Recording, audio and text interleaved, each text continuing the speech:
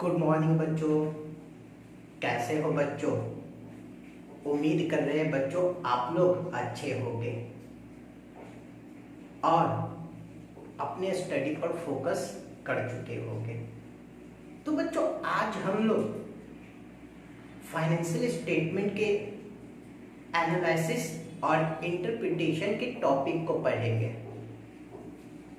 तो वैसे बच्चों जो हमारी वीडियो से पहली बार जुड़ रहे हैं उन सभी बच्चों से रिक्वेस्ट है कि हमारे फाइनेंशियल स्टेटमेंट के जो पिछले वीडियो है उसे जरूर देखें और बच्चों अगर पसंद आए तो लाइक एंड सब्सक्राइब करना ना भूलें।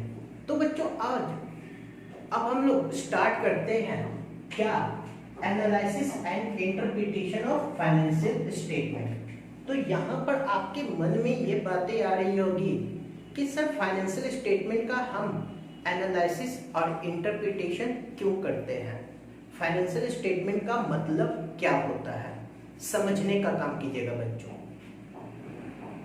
एक्चुअल में अगर देखा जाए तो फाइनेंशियल स्टेटमेंट का जो इम्पोर्टेंस है वो सिर्फ उसके बनाने में नहीं है कि बैलेंस शीट बना दिए, प्रॉफिट एंड लॉस बना दिए और फाइनेंशियल स्टेटमेंट क्या हो गए, कंप्लीट हो गए।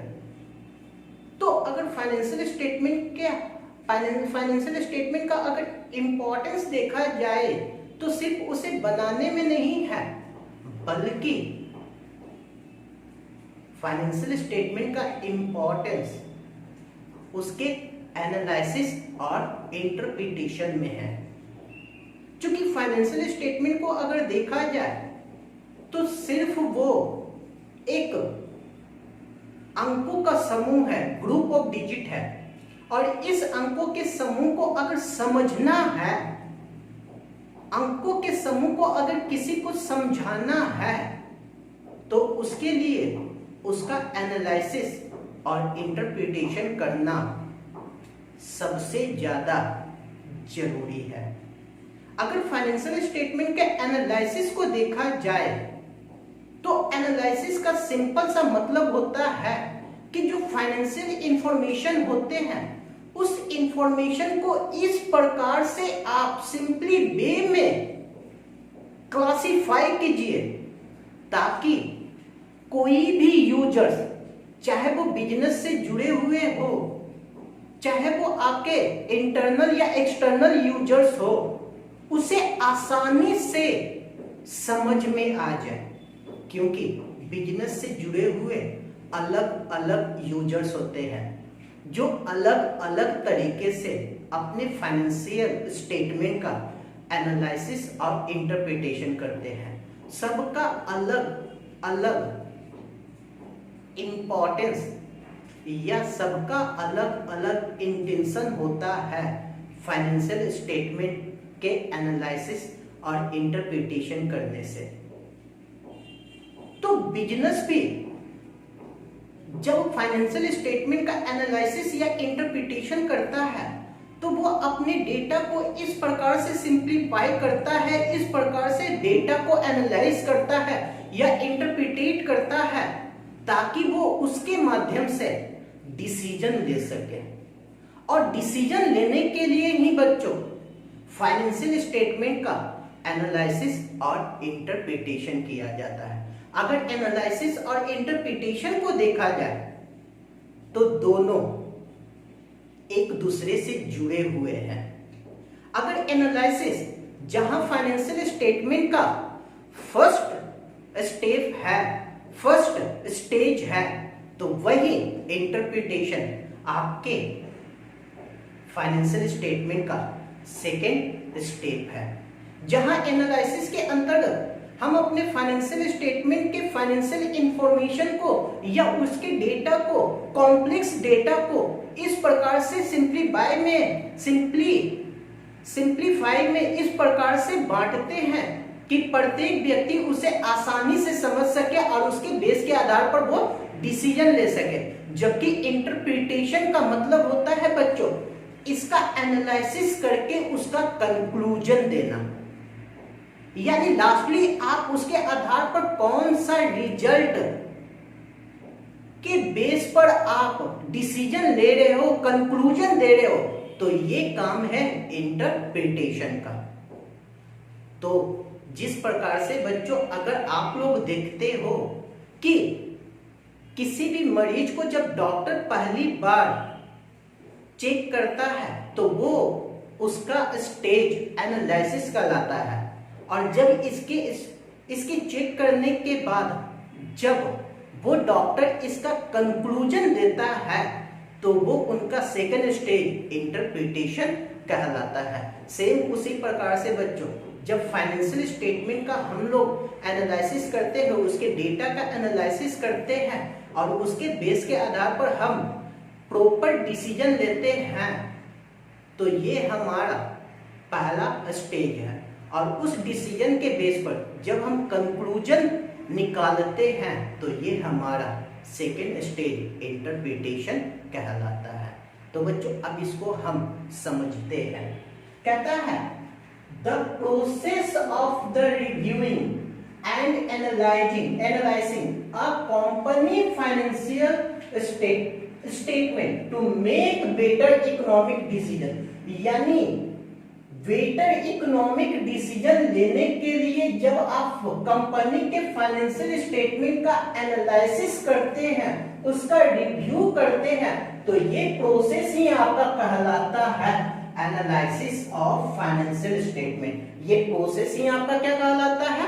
Analysis of financial statement. आगे देखते हैं बच्चों, कहता है इन अदर वर्ड्स, अगर दूसरे शब्दों में, the process of determining financial strength, यानी कि आपके फाइनेंशियल स्टेटमेंट का स्ट्रेंथ क्या है, आपका फाइनेंशियल स्ट्रेंथ क्या है या आपका वीकनेस क्या है, किसका, किसी कंपनी का फाइनेंशियल स्ट्रेंथ क्या है, किसी कंपनी का फाइनेंशियल वीकनेस क्या है, of the entity by establishing the strategic relationship between the items of the balance sheet and profit and loss statement and other financial statement। तो जो आपके बैलेंस शीट या फाइनेंशियल स्टेटमेंट या आपके profit and loss account या other financial statement के जो relationship बनते हैं, जिसके बेस के आधार पर आप किसी एंटिटी के स्ट्रेंथ को जान सके, उसके वीकनेस को जान सके, उसके आइटम्स के बीच रिलेशनशिप को जान सके, तो इसे ही बच्चों हम लोग कहते हैं analysis and interpretation of financial statement. अब यहाँ पर सब मिलते हैं बच्चों, एनालिसिस का मतलब क्या होता है? एनालिसिस का मतलब क्या होता है? तो कहता है the term analysis means the simplification of financial data bye methodological classification of the data given in the financial statement, यानी जो फाइनेंशियल स्टेटमेंट में जो डेटा गिवन है, उस फाइनेंशियल डेटा को जब आप सिंप्लीफिकेशन रूप में एनालिसिस करते हो, उसका क्लासिफिकेशन करते हो, तो ये हमें क्या कहलाता है?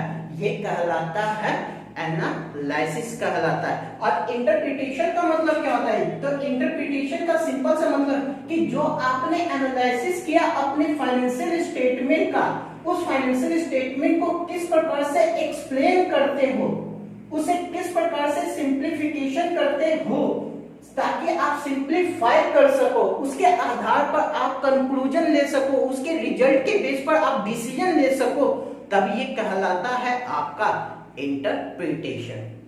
क्लियर है बच्चों? तो ये था बच्चों आपके फाइनेंशियल स्टेटमेंट के एनालिसिस और इंटरप्रिटेशन। अब यहाँ पर बातें आती है कि सर हम ये एनालिसिस और इंटरप्रिटेशन कैसे कर सकते हैं? तो ध्यान से समझिएगा बच्चों, इसके लिए कुछ मेथड्स या कुछ टूल्स या कुछ टेक्निक्स दे रखे हैं। तो पहला, अगर फाइनेंशियल स्टेटमेंट के टूल्स को देखा जाए या फाइनेंशियल स्टेटमेंट के टेक्निक या मेथड को देखा जाए, तो पहला है आपका कॉम्परेटिव फाइनेंशियल स्टेटमेंट, सेकेंड है आपका common size financial statement, third है आपका रेशियो एनालिसिस, फोर्थ है आपका कैश फ्लो स्टेटमेंट, फिफ्थ है आपका फंड फ्लो स्टेटमेंट, सिक्स है आपका ट्रेंड एनालिसिस और सेवन है आपका एवरेज एनालिसिस। तो ये फाइनेंशियल स्टेटमेंट के एनालिसिस और इंटरप्रिटेशन करने के टूल्स है। ये टेक्निक है जिसके माध्यम से हम फाइनेंशियल स्टेटमेंट का क्या करेंगे, एनालिसिस करेंगे और इंटरप्रिटेशन करेंगे। क्लियर है बच्चों? तो बच्चों आज के लिए इतना ही। अब एक एक टॉपिक को हम अगले क्लास में क्या करेंगे, पढ़ने का काम करेंगे। तो मिलते हैं बच्चों नेक्स्ट टॉपिक के साथ, नेक्स्ट वीडियो में। थैंक यू बच्चों।